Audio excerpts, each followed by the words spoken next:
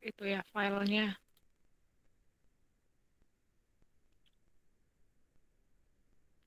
Oke, kalian sudah saya kirimkan ya file kuliah untuk hari ini.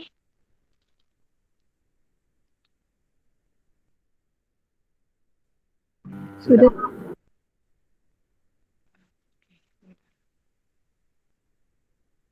mana filenya?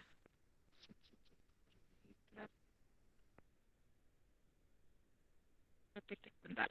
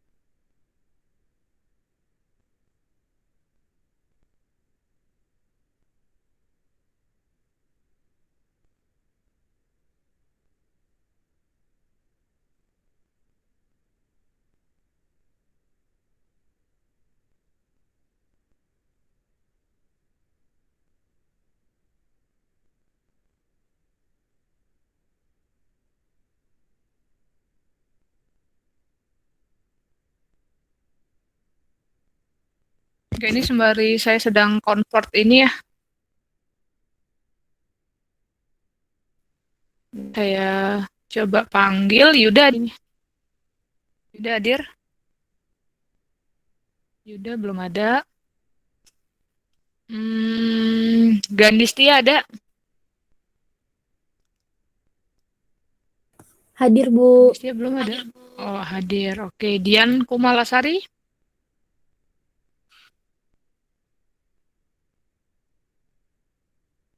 Nggak ada. Marisa?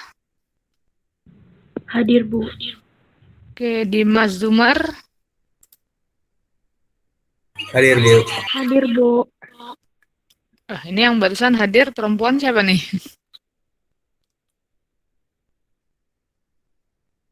Stefan Gulo?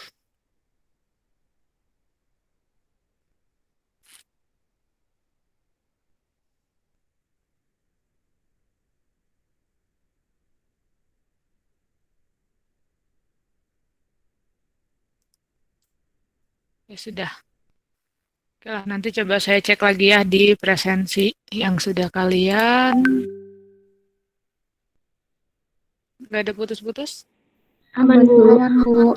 Aman. Oke. Sip, saya buka dulu ya kelasnya. Assalamualaikum warahmatullahi wabarakatuh. Selamat siang semuanya. Waalaikumsalam warahmatullahi Waalaikumsalam. wabarakatuh. Oke, kita lanjutkan lagi perkuliahan kita ya di SFB. Untuk yang setelah UTS kita akan ketemu dengan materi yang pertama adalah karbohidrat. Saya sudah share screen, apakah di layar kalian terlihat? Sudah, Bu. Terlihat, Bu. Terlihat, Bu.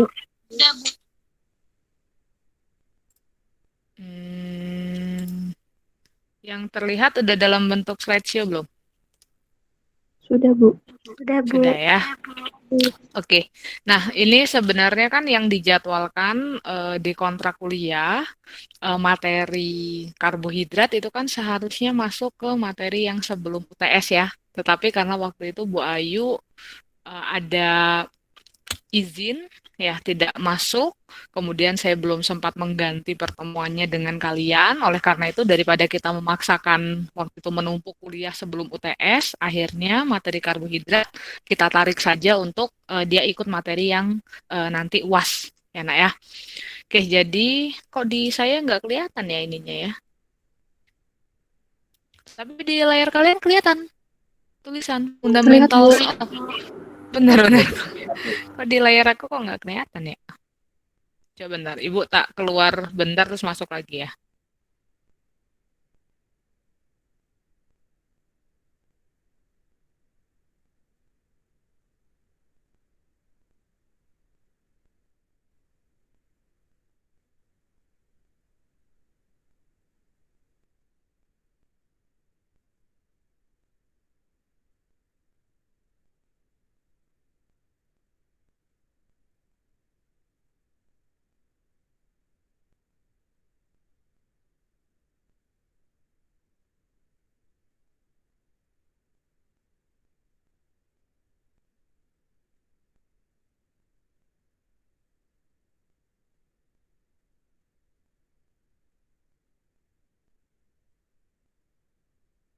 Nah, udah sekarang baru kelihatan. Kayaknya tadi sinyal yang di handphone nih, yang agak lemot. Oke, sekarang suara saya aman? Masih aman ya? Masih, Bu. Oke, nah pada bagian ini nanti kita akan coba melihat gitu ya, bagaimana sih struktur dan karakteristik dari senyawa-senyawa yang masuk ke dalam golongan karbohidrat ya, dan kita juga mungkin nanti akan menyinggung senyawa turunan dari karbohidrat, lalu kita juga nanti akan melihat apa sih fungsi ya atau peranan karbohidrat di dalam tubuh kita gitu ya, di dalam sistem hayati kita. Nah, sebelumnya coba sekarang kalau kita lihat yang ada di layar kalian di sini ya, kamu bisa melihat ada apa aja tuh ya. Ada roti ya, ada donat, kemudian apa lagi nih? Ada beras ya. Kemudian ada apa ini rasanya makaroni ya, ada pasta ya. Apa lagi yang kamu lihat tuh di situ tuh? Ada Gandum, sereal Bu. ya, ada gandum ya. Nah, jadi sebenarnya kalau kita lihat gitu ya yang ada di layar kamu ini adalah apa sumber karbohidrat yang biasanya kita dapat ya dari nutrisi yang kita konsumsi sehari-hari gitu ya. Jadi kalau misalnya kamu hari ini sudah makan apa tuh? Saya, oh Bu, aku makan nasi gitu ya. Nah, artinya kamu dapatkan sumber karbohidrat dari nasi.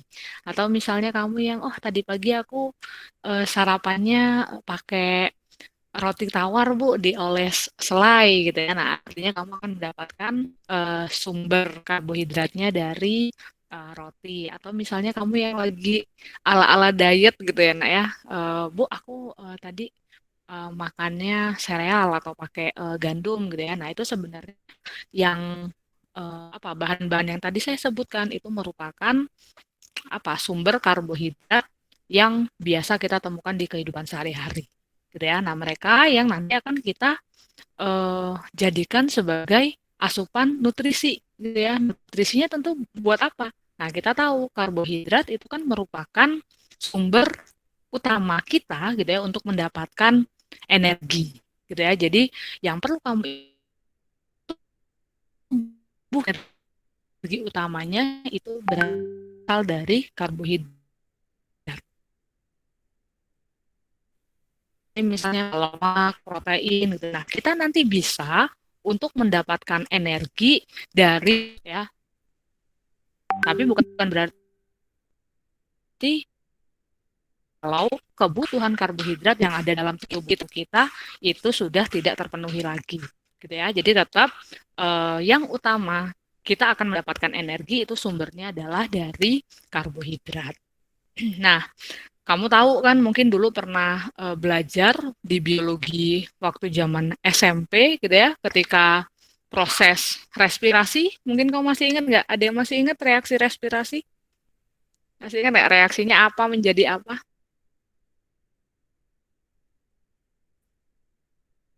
Respirasi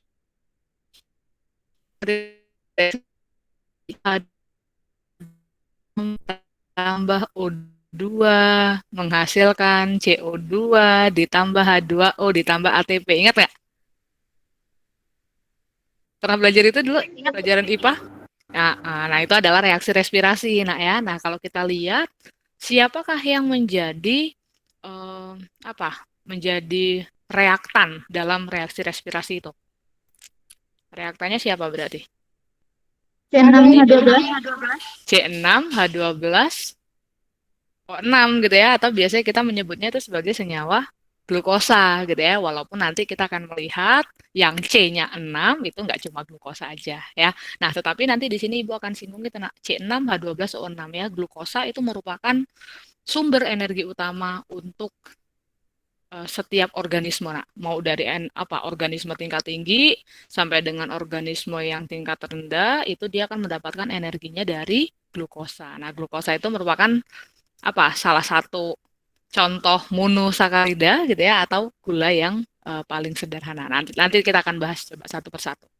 Nah, jadi pada bagian ini nanti kita akan membahas ya di sini pokok bahasanya adalah nanti kita akan banyak belajar gitu ya tentang monosakarida. Nanti kita akan belajar klasifikasinya, kemudian kita akan melihat konfigurasi, konformasi dan turunan dari monosakarida. Kemudian kita juga akan belajar tentang polisakarida gitu ya. Nanti kita akan coba melihat bagaimana sih cara menganalisis karbohidrat gitu ya. Bagaimana sih struktur dari disakarida gitu ya. Kemudian kita akan melihat struktur polisakarida yang lain seperti contohnya selulosa gitu ya atau kitin gitu ya. Kemudian kita juga akan melihat contoh polisakarida lain gitu ya, yang sering nanti kita temukan. Seperti contohnya apa? Contohnya pati gitu ya, kemudian glikogen gitu ya. Nah, nanti juga kita akan belajar tentang ternyata senyawa-senyawa karbohidrat gitu ya, itu dia bisa nanti berikatan dengan molekul lain gitu ya seperti protein gitu ya. Nanti kita akan bahas gitu ya bagaimana sih struktur dari glikoprotein. Ya, jadi kira-kira ini yang akan kita bahas pada topik karbohidrat. Mungkin nggak bisa hari ini langsung diselesaikan ya, karena yang hari ini kan hanya berapa? Bu Ayu jatahnya hari ini hanya 50 menit ya, Nak ya. Mungkin nanti selanjutnya akan kita lanjutkan besok ya pembahasannya. Oke, kita mulai dulu. Yang pertama, kita akan membahas monosakarida. Nah, dari namanya lah, mono ya. Mono itu biasanya kita menyebutnya apa sih? Satu, enak ya. Jadi monosakarida itu merupakan gula yang paling sederhana ya. Sakarida. Nah, biasanya kita menyebut apa? Gula, molekul gula ya atau karbohidrat itu sebutannya adalah sakarida. Ya, jadi artinya kalau monosakarida itu adalah gula yang paling sederhana. Nah, salah satu contoh gula yang paling sederhana. Atau Ibu tanya dulu deh, monosakarida yang kamu pernah pelajari atau pernah kamu dengar apa aja, Nak? Contoh monosakarida. Masih ingat nggak? Ada apa aja yang pernah kamu pelajari? Contoh monosakarida. Dan Ada yang ingat? Glukosa, fruktosa, terus? bukan Bu. Selulosa, Bu. Oh no, selulosa itu polisakarida. Terus? Fruktosa Bu. Fruktosa, dia monosakarida. Terus? Ada apa lagi? Galaktosa, Bu. Galaktosa, salah satunya. Ada apa lagi? Pentosa, Bu. Maltosa itu dia bukan monosakarida, maltosa itu disakarida. Apa lagi? Nah, mungkin yang sering kita dengar cuma 3 itu aja nah ya. Glukosa, galaktosa, fruktosa. Nah, tetapi nanti akan kita lihat ya, ternyata sakarida nggak cuma 3 itu aja. Ya, nah mungkin kita mulai dari yang pertama. Yang pertama di sini saya punya struktur dari glukosa. Oke, nah kalau kamu lihat di sini glukosa dia ya sesuai dengan rumus strukturnya ya, C6H12O6. Jadi dia memiliki 6 atom C. Nah, kemudian kalau kamu lihat glukosa di sini. Coba bisa dilihat, ada gugus fungsi apa aja, Nak? Yang kamu lihat di depan ini, di struktur glukosa. Ada gugus fungsi apa aja ya? OH, Bu. Ada apa? OH, Bu. OH, betul. Ini gugus fungsi hidroksi atau alkohol. Kemudian ada apa lagi?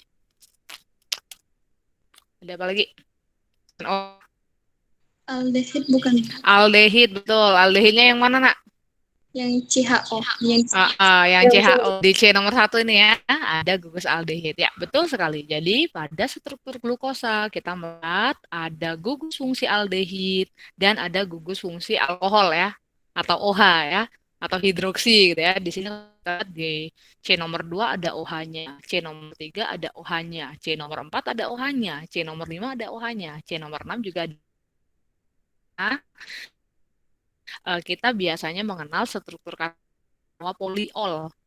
Tahu nggak? Poli itu maksudnya banyak ya. Ol itu maksudnya alkohol ya. Artinya dia terdiri dari banyak kali gugus fungsi OH gitu ya. Nah, glukosa ini merupakan monosakarida yang tadi Ibu bilang dia menjadi sumber energi utama HAM.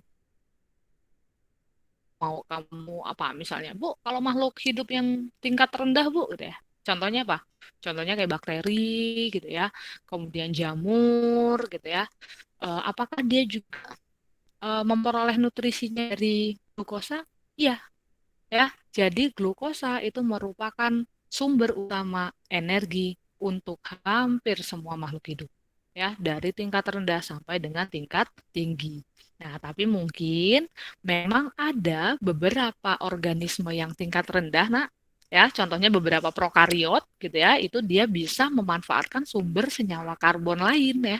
Jadi sumber senyawa karbon lain itu contohnya apa? Contohnya kayak metana misalnya.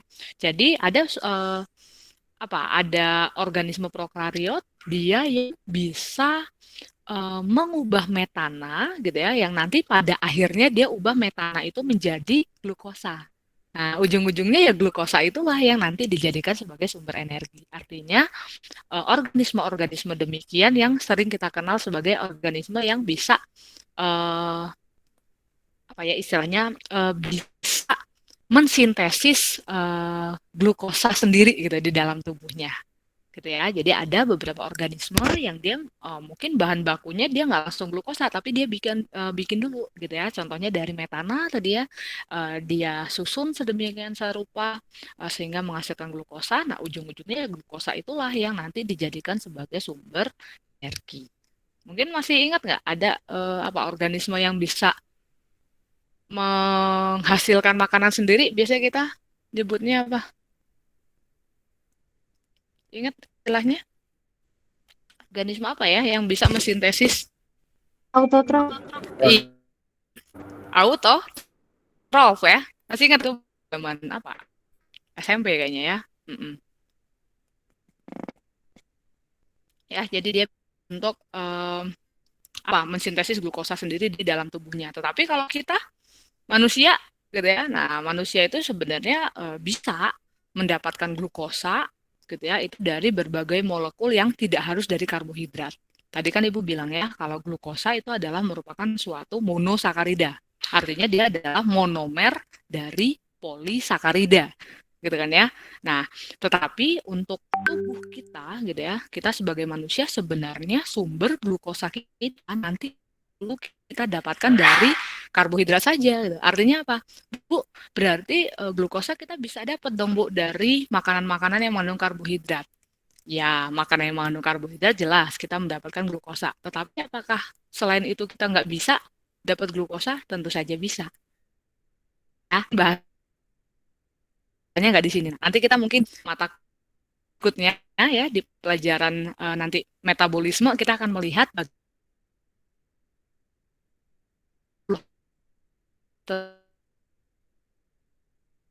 contohnya, Bu, kalau misalnya aku mau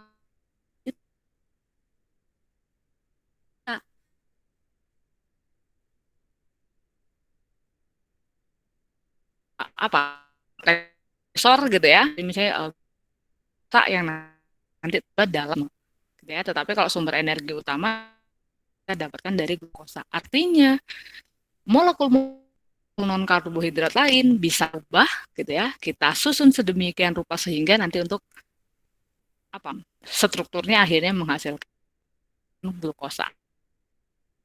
Nah, tapi kita nggak akan berbicara di kuliah ini. Nah ya, jadi nanti akan belajarnya itu di kuliah dari punya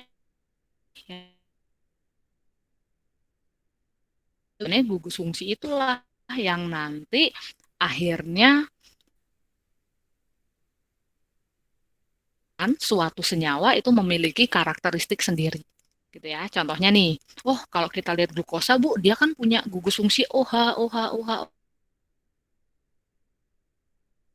Kira-kira akan terjadi interaksi apa ya?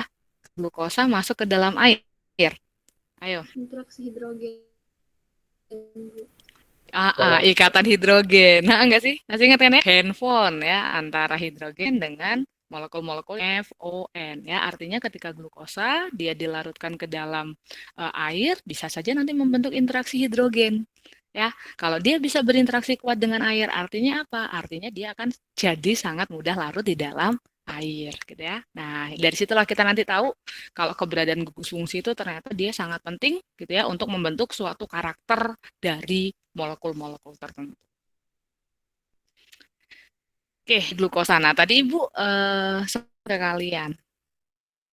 Yo, monosakarida kamu kenal segini nanti.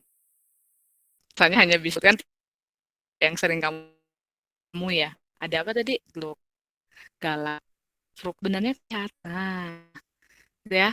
Jadi ini merupakan contoh dari beberapa monosakarida. Ya, jadi kalau kamu lihat di sini banyak sekali senyawa-senyawa poliol ya yang dilihat di sini dari yang atas sampai yang bawah. Kalau kita lihat yang atas ada berapa tuh atom C-nya?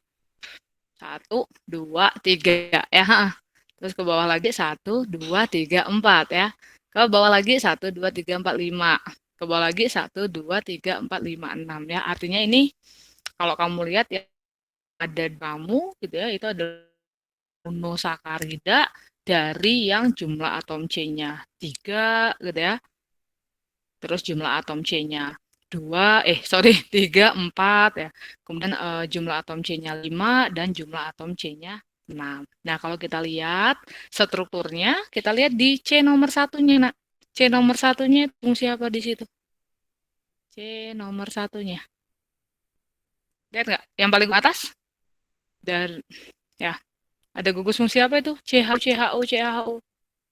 Aldehid. Aldehid. Nah, makanya kita menyebutnya struktur yang gugus fungsi aldehid ini struktur karbon itu kita biasanya menyebutnya adalah aldosa.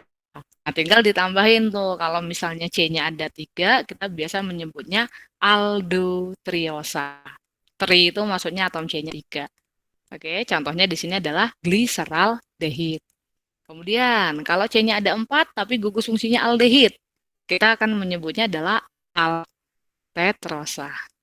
Ya, contohnya di sini ada eritrosa sama treosa. Kemudian, kalau misalnya dia gugus fungsinya aldehid nih Bu, tapi jumlah C-nya 5, berarti kita akan menyebutnya adalah aldopentosa. Oh, ini kepotong ya ininya, tulisannya. Nah, kemudian kalau dia C-nya 6, berarti apa? Kalau atom C-nya 6 biasanya kita namainya apa? Kita namainya heksosa kan biasanya heksa gitu kan ya kalau 6. Nah, berarti kalau kita menyebut karbohidrat yang gugus fungsinya aldehid, jumlah C-nya 6, kita nyebutnya adalah aldoheksosa. Gitu ya. Nah, ternyata apa? Monosakarida itu ada banyak sekali ya, Nak ya. Ternyata dia nggak cuma glukosa, fruktosa, galaktosa. Ini yang kita bahas dari golongan. Nih, kalau dari keton. Nah, nih. Ini adalah contoh yang gugus fungsinya keton ya. Nah, kalau yang gugus fungsinya keton, biasanya kita menyebutnya adalah ketosa, gitu ya. Jadi, baik gugus fungsi aldehid, gitu ya, maupun yang nanti dia memiliki gugus fungsi keton, gitu ya, itu setiap monosakarida itu nanti jenisnya ada banyak. Nah, ya, tentu saja kalau kita gitu ya, berdasarkan atom C-nya, itu nanti beberapa yang kelimpahannya itu jauh lebih besar. Kayak seperti contohnya ini. Di alam ini atau di organisme kita akan sering menemukan kelimpahannya itu adalah karbohidrat itu akan ditemukan lebih banyak yang gugus fungsinya itu aldehid dibandingkan yang keton. Ya, yang tadi itu yang mana nih? Kita balik ke slide ini. Nah, ini ya. Senyawa-senyawa aldosa itu dia akan lebih banyak kelimpahannya gitu ya yang akan kita temui dalam suatu organisme. Tapi bukan berarti yang keton tidak ada gitu ya. Jadi yang keton ya dia ada gitu. Tetapi kelimpahannya dia tidak sebanyak yang gugus fungsinya aldehid. Gitu ya. Nah, kalau kita lihat di sini Nak, kan semakin semakin bertambah semakin bertambah atom C-nya gitu ya. Variasi senyawa gitu ya itu juga dia semakin banyak. Ya nggak? Nih, kayak contohnya, kalau C-nya 3, dia, oh oke, yang kita temui mungkin cuma gliseraldehid. Kalau C-nya 4, oh kita akan menemukan ada eritrosa sama treosa. Kalau C-nya 5, oh ternyata dia ada ribosa, arabinosa, silosa, sama liksosa gitu ya. Kalau C-nya 6 makin banyak lagi ya, artinya semakin banyak atom C-nya, kita akan menemukan nanti semakin bervariasi ya senyawa dari karbohidrat ini sendiri. Penyebabnya apa? Ya tentu saja. Kan kalau kita lihat di sini apa? Coba kalau kita lihat nah, antara eritrosa dengan treosa. Kalau kita lihat di sini. Oke, jumlah C-nya berapa? Eritrosa sama treosa kalau kita hitung jumlah C-nya berapa? Ada 4, Bu. C-nya 4. Oke, C-nya 4. H-nya ada berapa? H-nya ada berapa? 8, Bu. 1, 2, 3, 4, 5, 6, 7, 8. O-nya ada berapa? 4, Bu. O-nya ada 4. Oke, kalau gitu eritrosa dan treosa dia memiliki jumlah C, H, dan O yang sama. Nah, masih ingat nggak? Senyawa-senyawa yang memiliki rumus molekul sama, kita biasanya menyebutnya apa, nak? Masih ingat? Isomer, Bu. Isomer, betul. Nah, kamu bisa membayangkan semakin banyak jumlah atom C-nya, nanti kita akan menemukan semakin banyak variasi isomer yang akan kita temukan. Gitu kan ya? Nah, ini contohnya aja nih. Kalau C-nya 4 aja, kita mungkin aja nanti bisa menemukannya eritrosa sama treosa. Bu, kalau jumlah C-nya 6, Bu. Nah, nih, lihat. C yang 6 nih semuanya sama-sama C6, H12, O6, Nak. Ya, nah, artinya sekarang kamu udah tahu ya, kalau misalnya dalam suatu reaksi, misalnya, hanya disebutkan C6, H12, O6. Kita nggak boleh langsung ngejudge, oh ini glukosa nih pasti, gitu ya, bergantung ya. Karena ternyata C6, H12, O6 itu bukan hanya milik glukosa. Kalau kita lihat di sini ada alosa, altrosa ya, glukosa, manosa ya, ada galaktosa, ada talosa gitu ya. Jadi semakin banyak atom C-nya nanti kita akan menemukan semakin banyak variasi isomernya. Nah, yang dikotakin di sini nak ya, kayak contohnya apa nih? Ribosa, glukosa, masa, galaktosa, itu yang dikotaki di sini adalah senyawa-senyawa karbohidrat gitu ya, atau monosakarida yang kelimpahannya paling banyak kita temukan dalam organisme. Ya, tapi bukan berarti lagi-lagi ya, yang dikotakin itu yang kelimpahannya paling banyak. Tapi bukan berarti yang lainnya enggak ada. Ya, jadi misalnya Bu, oh berarti arabinosa nggak ada dong Bu. Ya ada, tapi kelimpahannya tidak sebanyak ribosa, glukosa, manosa, galaktosa gitu. Jadi selain yang dikotakin ini, ya mereka tetap ada walaupun kelimpahannya sangat kecil gitu. Nah justru kita membutuhkan mereka ya seperti eritrosa, arabinosa misalnya ya, kemudian apa tuh alosa gitu ya. Justru kita membutuhkan mereka pada saat tubuh kita kekurangan atau minim glukosa. Nah, jadi biasanya untuk mensintesis glukosa gitu ya, itu justru kita membutuhkannya dari senyawa monosakarida lain yang kelimpahannya jauh lebih sedikit.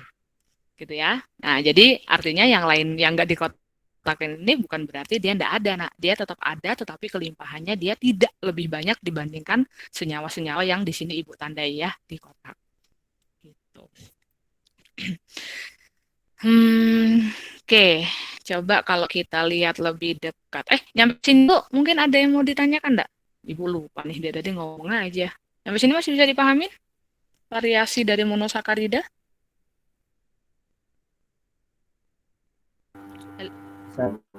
Masih bisa ikut ya? Oke, nah kalau masih bisa sekarang coba kita lihat lebih dekat. Nah, ini ya. Ini sebenarnya tadi hanya apa namanya? Hanya diperbesar gitu ya di bagian ini. Coba kita lihat. Ya, di sini ya. Tadi ada gliseraldehid, ada eritrosa, ada treosa, ya, ada ribosa, silosa. Nah, kalau kita lihat, nah, molekul-molekul ini gitu ya, itu kita bisa menuliskannya dalam apa? Dalam bentuk proyeksi Fisher, ya. Mungkin di organik kamu sudah pernah dikenalkan ada penulisan dalam proyeksi Fisher dan Haworth? Udah pernah belajar di organik? Sudah pernah disinggung? Kalau Fisher udah, Bu. Oh, kalau Fisher udah, tapi yang Haworth-nya yang belum ya, yang struktur melingkar ya? Oke ya. Sepertinya belum, Bu. Oh, belum. Oke, enggak apa-apa ya. Jadi, di sini kan kita bisa ya menuliskan struktur Fisher-nya seperti ini ya untuk monosakarida. Nah, kalau kita lihat gitu ya dengan struktur yang kita buat ini kan berarti nanti kita bisa melihat ada contohnya kayak gini pada ribosa misalnya yang di kotak ini. Pada ribosa nanti kita akan melihat ya ada apa? Kita akan menemukan atom-atom C yang sifatnya kiral. Ya. Masih ingat ya atom C kiral itu yang seperti apa? Masih ingat? Atom C yang kiral itu yang kayak gimana? Masih ingat nggak? Yang mengikat 4 atom berbeda, Bu. Yang mengikat 4 atom yang berbeda. Nah, coba kalau sekarang pada ribosa kamu melihat ada berapa atom C kiral di sini? C kiralnya C yang mana aja nih? Kalau kita hitung dari atas kan yang atas itu C nomor 1, C nomor 2, C nomor 3, C nomor 4, C nomor 5. Oke, kira-kira ada berapa atom C kiral pada ribosa? Ada berapa? 2, Bu. Ada 2 yang mana aja? Yang Di posisi C nomor 1 kiral nggak? kiral, C nomor 1 kiral nggak? kiral, Bu. Masa kiral? ini ini tak jitakin dulu nih. Ayo, ngerti nggak yang kiral yang gimana? Ntar, Ibu ambil. Ibu pikir nggak perlu nulis nih. Tidak ada yang kiral. Yang mana yang nggak ada yang kiral? Yakin semuanya nggak ada yang kiral? Di posisi kedua pastinya kiral, Bu. Di posisi yang kedua, coba ya, ntar. Ibu ambil pulpen dulu nih. Ambil tabnya dulu. Kamu coba gambarin nak. Di kertas oret-oretan kamu, coba tangannya C-nya dibongkar coba. C tangannya berapa? C tangannya berapa? 4, Bu. C tangannya 4. Coba dibongkar coba. Itu kalau kamu punya struktur yang kayak gitu. Ada 3, Bu. Ada apa? Ada 3 yang apa nih? Yang tam. Yang kiral yang mana aja? Yang C kedua, C ketiga sama C keempat. C ketiga sama C keempat. Yang lainnya bisa bayangkan nggak? Apa harus Bu Ayu tuliskan? Perlu dioret-oret nggak? Perlu, Bu. Enggak, Bu. Perlu. Ada yang enggak ya? Yang enggak udah bisa membayangkan ya. Nih lah, tak oret-oret nih. Oh, tak pikir bisa membayangkan nih. Bentar. Kita nih, ini kan kalau C nomor 1, kalau Ibu tuliskan ini yang nomor 1 kan aldehid ya, gugus fungsinya ya. Berarti C rangkap atas O, H, gini kan? Oke, kalau kamu lihat C yang nomor 1 kiral nggak? Tidak, Bu. Alasannya kenapa? Kenapa dia nggak kiral? Karena dia tidak mengikat karbon yang berbeda. Iya, ini kan dua O, punya 2 tangan yang ikat gugus yang sama gitu kan. Nah, artinya C yang nomor 1 dia tidak kiral. Nah,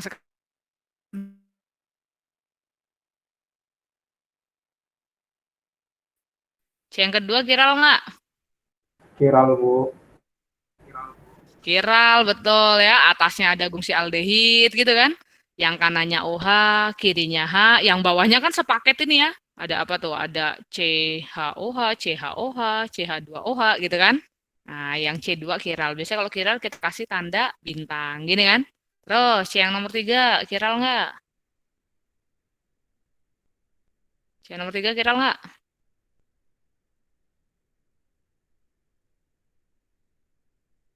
Betul ya, karena ini kamu ngitungnya jangan cuma, oh ini yang atas ngiket C, yang bawah ngiket C, Bu, berarti sama. Enggak ya, yang harus kita lihat adalah sepaketnya. Nah, yang atas kan sepaketnya nih kan, ada gugus fungsi aldehid ya, sama COHH gitu kan ya di sini ya. Nah, yang bawahnya juga dia berbeda, atas sama bawahnya beda. Berarti C yang nomor 2 dia kiral. C yang nomor 3 kiral nggak? Sorry, tadi C nomor 3 kiral. C yang nomor 4 kiral nggak? Kiral, Bu. Iya, kiral juga kan? Iya nggak? Nah, kalau yang bawah, yang CH2OH, kiral nggak? Tidak, Bu. Tidak, karena dia 2 tangannya mengikat H ya. Kan CH2OH kan gini ya, H, OH. Gitu toh? Nah, artinya pada D-ribosa kita menemukan ada 3 atom C chiral. Nah, kamu mungkin masih ingat ya, kalau atom C chiral dia punya isomer yang sifatnya sangat khusus tuh ya. Ada yang masih ingat nggak? Isomer apa sih yang akan dibentuk kalau suatu senyawa dia memiliki atom C chiral? Ada yang masih ingat nggak isomer apa namanya? Kalau dia yang punya C chiral, dia bisa membentuk isomer apa? Ayo, ada yang masih ingat nggak? Posisi bukan. Oh, C chiral, ayo. Syarat untuk isomer apa? Kalau mempunyai C chiral? Pernah dengar nggak ada yang namanya isomer optik? Masih ingat? Masih. Isomer optik itu dia bentuknya apa? Ayo, ingat nggak? Isomer optik itu dia strukturnya ada 2 kan? Bentuk isomer optis aktif. Ada apa aja tuh kalau isomer optik? Biasanya kita kenal ada struktur yang D, ada struktur yang L, gitu kan? Ada yang dextro, ada yang levo, ya nggak? Dextro sama levo merupakan bayangan cermin satu sama lain, gitu bukan? Di organik belajar nih? Harusnya Iya, belajar Bu. dong. Nah, kamu kalau habis belajar itu jangan dilupain, habis ujian lupa ya. Karena nanti dia pasti akan ada hubungannya ya. Kayak misalnya Ibu sekarang ngejelasin bidangnya biokim, ya pasti akan ada bau-bau organiknya ya. Jadi jangan dilupakan ya. Nah, keberadaan atom C chiral pada senyawa-senyawa monosakarida itu pada akhirnya nanti akan menyebabkan monosakarida dia memiliki senyawa-senyawa yang punya sifat isomer optik. Ya, artinya dia nanti akan kita temukan ada bentuk D, ada bentuk L ya. D itu adalah dextro, L itu adalah levo. Bu, dari mana kita bisa mengetahui D sama L? Cara mengetahuinya itu adalah dengan percobaan. Ya, nanti mungkin Ibu yakin di organik pasti udah pernah dibahas lah ya, dextro dan levo itu kita bisa nanti melihatnya atau bahkan Ibu udah pernah ngejelasin ya di awal ya struktur dextro sama levo. Nah, waktu Ibu menjelaskan tentang asam amino, Ibu sudah bilang ya kalau di dalam suatu organisme kelimpahannya itu nanti yang akan kita temukan adalah struktur dalam bentuk D apa L? Yang paling banyak. Ayo. Waktu, waktu asam amino yang sering kita temukan dalam tubuh, bentuknya yang dextro apa yang levo? Lupa. Lupa, Bu. Lupa. Yang dextro, nah, yang D ya. Struktur yang D itulah yang nanti akan banyak kita temukan yang di dalam tubuh suatu organisme ya. Baik itu asam amino, mau itu dia monosakarida, nanti kita banyak akan menemukannya kelimpahannya paling banyak itu yang dalam bentuk D. Ya, makanya yang Ibu tuliskan di sini kan dia ada D-ribosa, D-eritrosa, D-silosa, D ini tubuh kita gitu ya. Itu kita akan menemukannya banyakkan itu adalah dalam bentuk struktur yang D gitu ya. Tapi bukan lagi-lagi bukan berarti yang L ya gitu ya. Tapi kelimpahannya akan banyak kita temukan yang dalam bentuk D gitu ya. Kalaupun misalnya Bu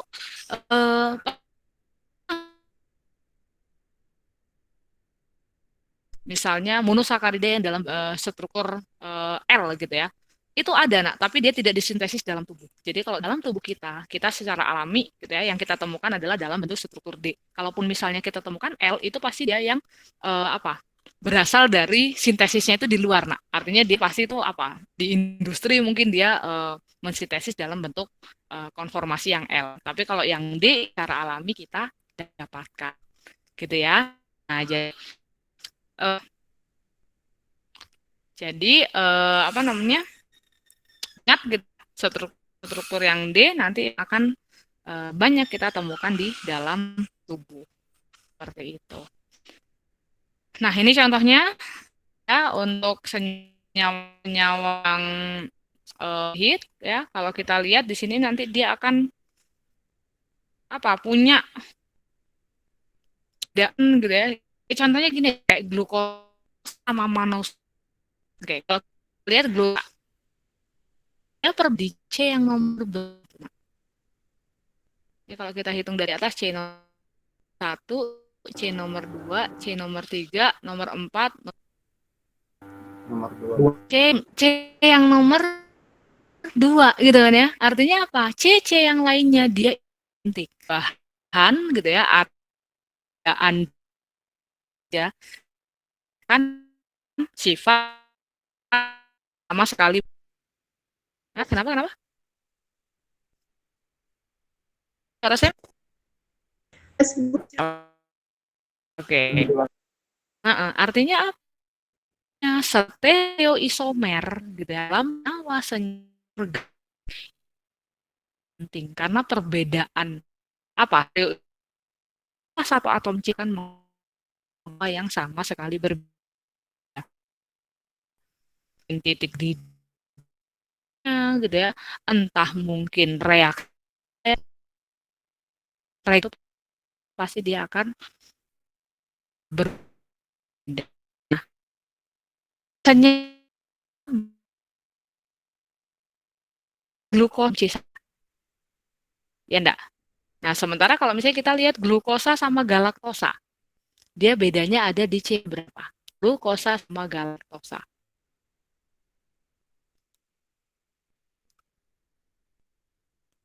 Kalau glukosa sama galaktosa, dia berbeda di C-nya sama glukosa di nomor 1 sama Bu. C nomor 2-nya sama Sama, Bu. dianya Beda, Bu. nomor 3-nya tiganya Sama, Bu.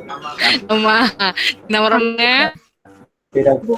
beda, C nomor 5-nya sama 6 sama glukosa dan mannose tadi jadi pada 2 sama sama glukosa di C nomor 4. Artinya di satu C yang dia berbeda. Nah, itu yang kita menyebutnya epimer. Pernah dengar epimer? Oh ya, berarti kan yang ibu ada yang bisa nggak apa itu epimer? Sama kita bisa namanya dia epimer. Glukosa dengan galaktosa itu kita bisa apa ya senyawa Perbedaan posisi substansinya, Bu. tepat. Kalau gugus fungsinya kita menyebutnya isomer. Tadi secara spesifik menandai apa? Kalau glukosa sama dia terjadi bedanya berapa atom?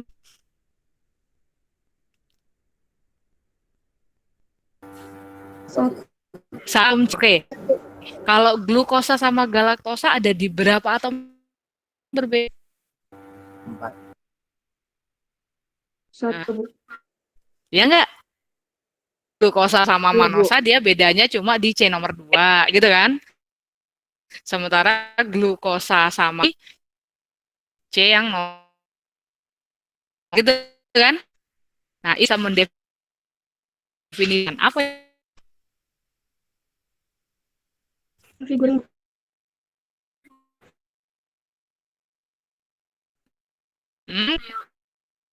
Isomer yang mampu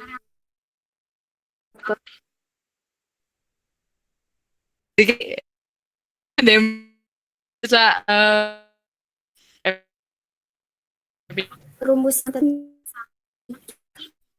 kan pada iya sekali di epimer adalah senyawa rumus molekulnya sama, tetapi dia terdapat perbedaan hanya di salah satu atom C-nya saja. Benar? Ya, jadi epimer itu nanti dia perbedaan di salah satu atom C-nya saja. Atom C-nya berbeda. Kayak contohnya tadi glukosa sama mannose, glukosa dengan galaktosa. Nah, itulah yang kita sebagai struktur epimer. Kalau belajar Karidana ya. dia bersatu aja itu ternyata akan apa awal atau lebih dari satunya sama beda gitu. Nah, dalam mempelajari senyak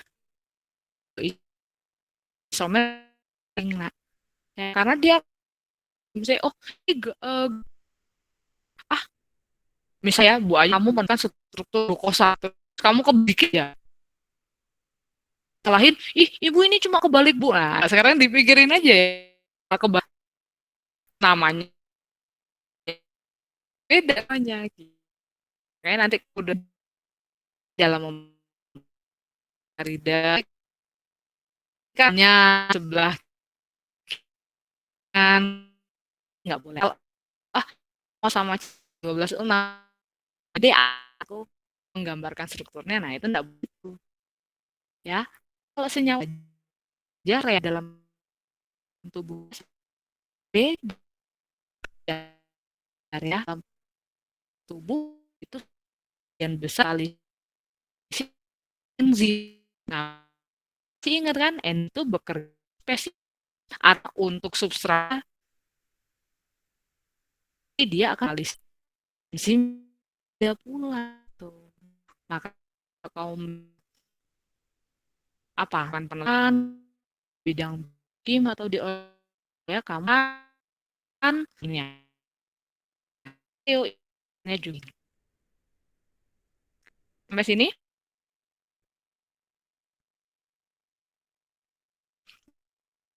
dari kalian ini contoh-contohnya ya jadi yang ini nak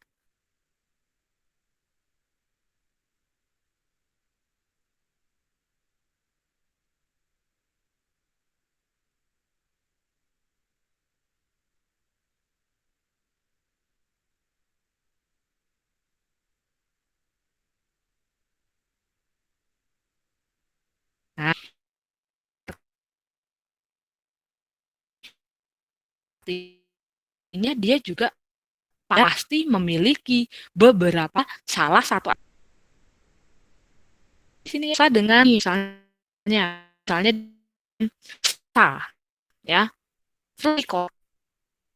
Nah kita lihat dia hanya ada di C yang nomor 3 saja gitu kan nah, tetapi dihasilkan suatu nyawa yang beda gitu ya nanti untuk kita ya penuh struktur letak nanti untuk kamu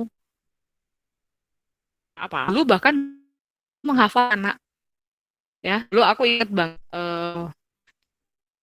ketika mau Ayu tuh apa inget banget tuh cara ngapa kalau glukosa yang ibu hafalkan yang kanan aja nak oh jadi oh, oh gitu ya jadi yang sebelah utara kalau jadi yang dan patokan yang kanan bas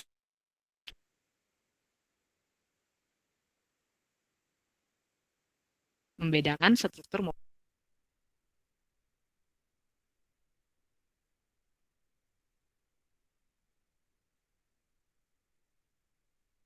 seperti itu ya mungkin ada yang belum jelas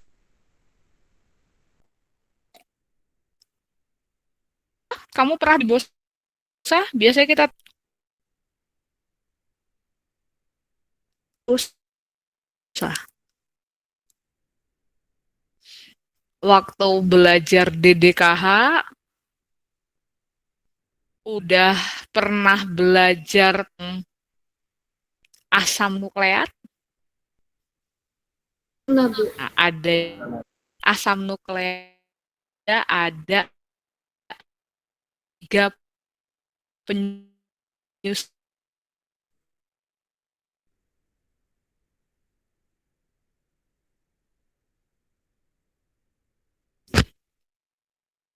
bahasa satu lagi adalah gugus pos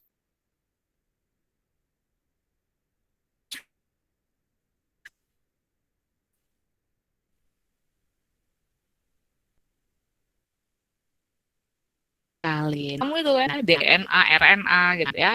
Gulanya adalah gula ribosa. Nah, kita tahu salah satu sumber itu bisa ternyata ya gula yang lain yang nanti gunakan sesuai ribosa dia digunakan sintesis asam kemudian lain contohnya lah itu ya mungkin kamu pernah membaca atau pernah tahu gitu ya itu biasanya dia konsumsi gulanya dalam bentuk gula gitu ya. Nah, laktosa salah satu disakarida dan nyusunya itu gitu ya. Itu satunya adalah nanti kita tentang disakarida. Nah, kalau glukosa jelas dia sebagai sumber energi. Nah, itu nanti bisa digunakan sebagai bisa digunakan sebagai pembuatan imun gitu ya di data. Makanya sangat apa ya rentan kalau misalnya bayi dia kekurangan nutrisi. Artinya kalau dia kekurangan nutrisi itu tentu saja dalam pembentukan senyawa-senyawa penting yang ada dalam tubuh sangat rentan kebiasaan dia akan karbohidrat gitu ya di dalam ini. Mungkin yang bagian gasi kita akan lanjutkan ke selanjutnya ya nak ya untuk mengenalkan dulu gitu ya tentang bagian sakarida gitu ya jenisnya apa kemudian ibu di review tentang stereoisomer ya ada yang namanya isomer ada struktur D struktur R gitu ya nah itu aja nah ini mungkin besok kita akan membahas nanti bagaimana kan proyek Howard ya. Howard belum pernah dijelaskan di ini waktu di ini pernah dibahas nah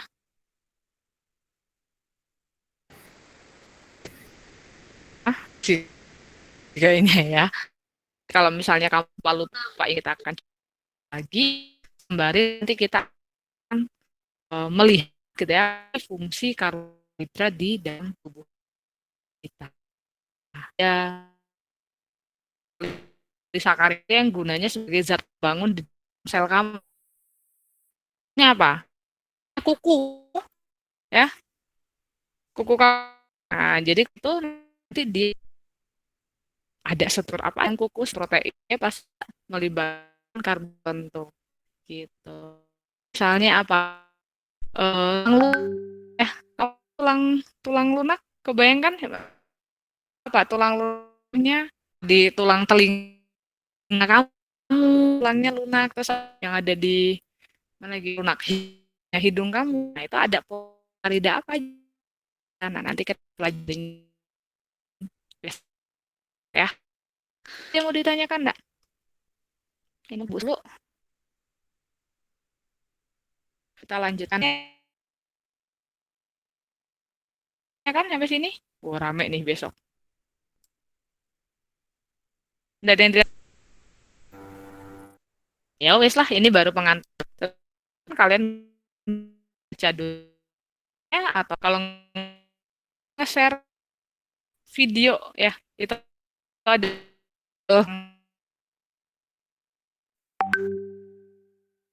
tapi kalau bisa nanti ada sesuatu yang tidak dijelaskan lagi yang mau ditanya hari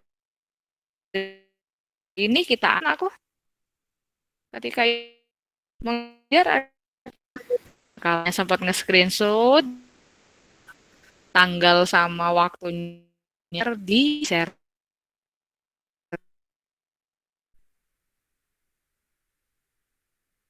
Ini yang udah Ibu oret-oret mungkin besok.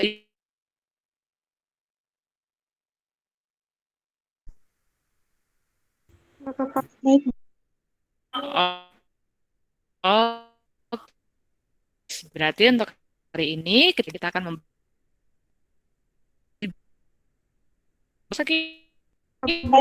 kelas hari ini biar PPT orang. Enggak